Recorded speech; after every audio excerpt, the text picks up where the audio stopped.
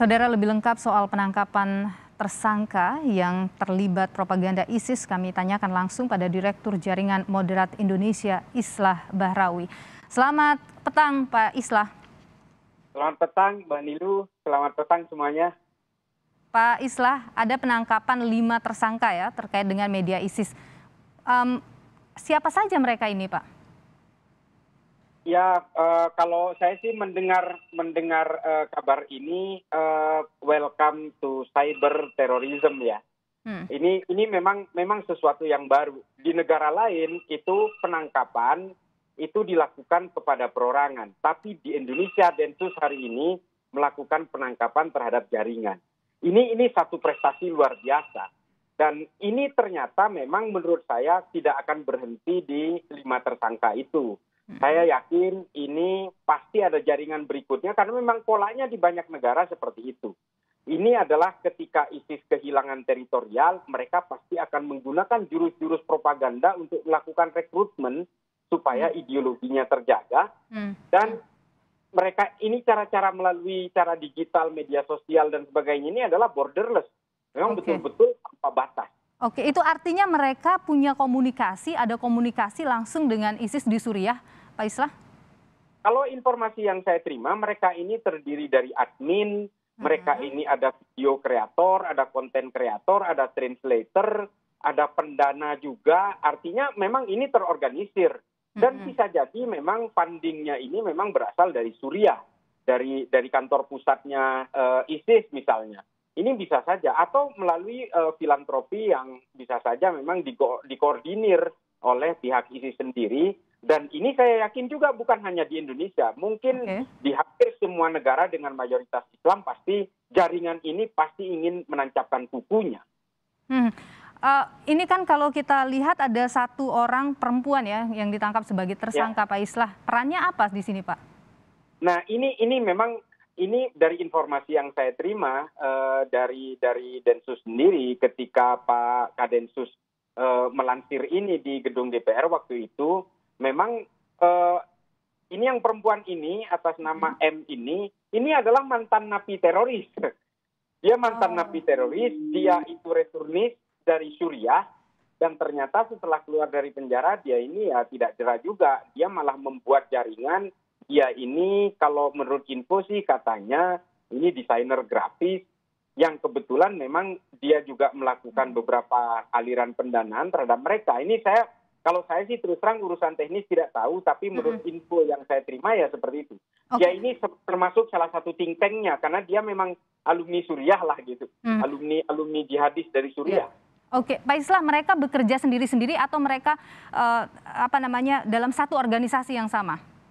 Nah, ini yang ditangkap ini sebenarnya adalah satu rangkaian jaringan dan mereka saja saling mengenal. Tapi menurut info yang saya dapat juga ada jaringan lain yang memang dibuat sel terputus. Dan ini memang menjadi satu permasalahan. Tapi saya meyakini bahwa dari pihak Densus 88 ya menurut saya sih seharusnya bisa memetakan ini dan melakukan penangkapan, berusaha untuk mengurai jaringan-jaringan berikutnya. Karena yang saya ketahui di Eropa, termasuk di Amerika, memang jaringan ini sangat banyak seperti pohon faktor ya. Tapi memang di Eropa dan di Amerika penangkapannya itu perorangan, bukan jaringan. Dan ini menurut saya adalah prestasi buat Densus karena dia berhasil menangkap jaringan. Oke, Pak Islah, apa yang perlu kemudian kita waspadai terkait dengan propaganda terorisme seperti ini melalui media sosial? Nah, ini memang repotnya ya, media-media ini kan merujuk kepada media resmi dari ISIS namanya An-Naba. Kelompok ini namanya kelompok An-Najiyah Media Center. Nah, memang ini agak unik karena semua konten itu diadaptasi ke isu-isu lokal. Nah, ini memang akan memakan banyak korban. Dan bisa jadi share to share-nya ini bisa jadi ribuan atau mungkin ratusan ribu. Nah, semua orang dimanapun, di pojokan manapun, di wilayah manapun bisa terpapar ini. Nah, oleh karena itu menurut saya resistensi itu harus datang dari masyarakat bahwa jangan terlalu mudah untuk melakukan share, memainkan media sosial. Jangan salah bahwa undang-undang terorisme sudah bisa menangkap mereka. Nah, kalau sudah terkena undang-undang terorisme ini bahaya memang.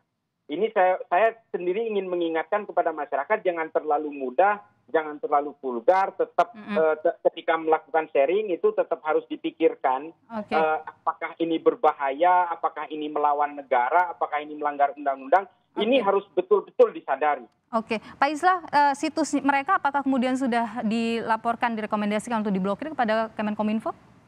Ya seharusnya sudah. Kalau ada termasuk konten mereka ya. Kalau pelakunya sudah ditangkap, saya yakin pihak dari Densus sudah pasti akan ngontak dari Kominfo untuk di take down. Karena bagaimanapun ini adalah bagian dari alat bukti, kan URL-nya segala macam kan harus direkam.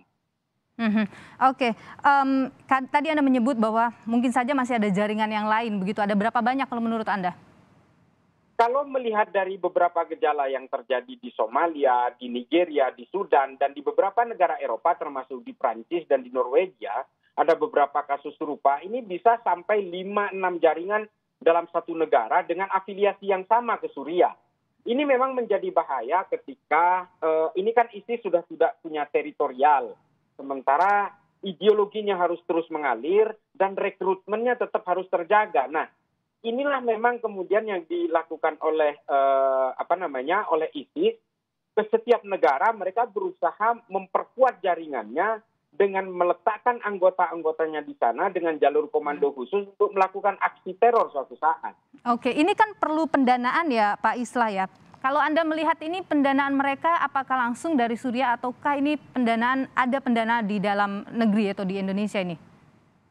Kalau melihat dari berbagai jaringan yang ada, ini kan memang pengiriman dana dari luar negeri ini tentu saja bagi organisasi seperti ISIS akan sulit melakukan wire transfer ya, karena sudah pasti ini harus berliku melewati filantropi orang per orang, tidak boleh melakukan C2C atau G2G apalagi. Nah, ini pasti bisa jadi mereka ini melakukan funding secara swadaya, bisa juga. Kan orang-orang yang terpapar dan simpati terhadap kelompok-kelompok teror ini kan jangankan hanya harta, nyawa pun kan mereka akan korbankan. Bisa jadi mereka ini akan melakukan swadaya sendiri dalam hal funding, seperti beberapa kasus yang terungkap di Nigeria dan juga di Prancis, itu ternyata mereka menggunakan funding secara swadaya ya di antara mereka. Di antara kelompok ini saweran, lalu mereka menghidupi dirinya sendiri gitu karena faktor resiliensi ideologis tadi. Oke, baik Pak Islah, kita tentu akan menunggu, tapi yang paling penting saya ingin tanyakan juga ke Anda terakhir ini, propaganda seperti ini apakah bisa dikenali oleh orang awam Pak, bahwa ini adalah propaganda terkait terorisme begitu? Nah, ini memang repotnya ya. Di Indonesia ini kan terjadi disorientasi politik, perbedaan orientasi politik ini kan memang menjadi suatu persoalan gitu ya. Ketika orang yang tidak terpuaskan dalam 2 kali pilpres misalnya, kan dendamnya masih awet nih. Ditambah lagi dengan konten-konten seperti ini yang diadaptasi dengan isu-isu politik lokal, ini akan menjadi bahaya memang. Orang-orang akan dianjurkan dengan kebencian, caci maki, lalu diarahkan kepada eskalasi kekerasan. Nah, ini menjadi bahaya. Makanya kita tetap harus bersandar kepada Densus. Mudah-mudahan Densus berhasil memetakan jaringan ini dan melakukan penangkapan setuntas-tuntasnya, sehingga guliran-guliran konten yang mengarahkan orang kepada agitasi kekerasan ini akan berhenti. Karena memang ya, konten-kontennya kalau saya lihat memang lebih mengarah kepada orientasi politik lokal, melawan kepada negara, selalu mencaci maki pemerintahan. Nah, ini yang dialirkan kepada orang-orang yang sebenarnya bisa jadi hanya karena kekecewaan politik dan tidak punya kaitan dengan terorisme sebenarnya. Tapi kalau sampai ditangkap, ini bisa juga dijerat dengan undang-undang teror. Nah, ini yang harus menjadi perhatian masyarakat. Harus dijauhi dengan konten-konten yang seperti ini. Pak Islah, mereka ini profesinya apa? Utamanya yang perempuan ini. Tadi Anda sebutkan dia habis dari Suriah, kemudian sebagainya. Sebenarnya mereka background-nya seperti apa, Pak? Utamanya yang perempuan.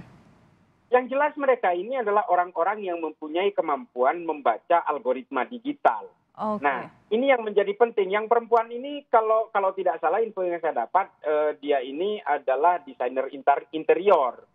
Nah, ini sebenarnya orang yang berpenghasilan, makanya ini menurut saya ini memang faktor ideologis yang sudah tertanam rapi di dalam anchor, dalam subconscious mind-nya. Mereka punya pekerjaan begitu Pak Islah? Padahal dia ini mantan napi gitu loh.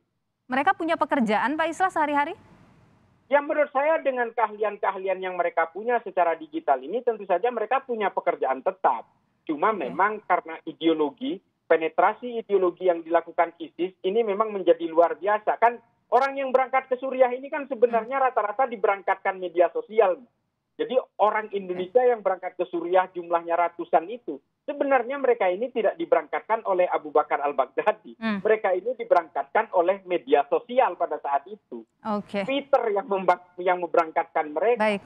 Orang kemudian terpengaruh. Oke, baik. Pak Islah Bahrawi, Direktur Jaringan Moderat Indonesia, terima kasih atas informasi Anda di Kompas Petang hari ini.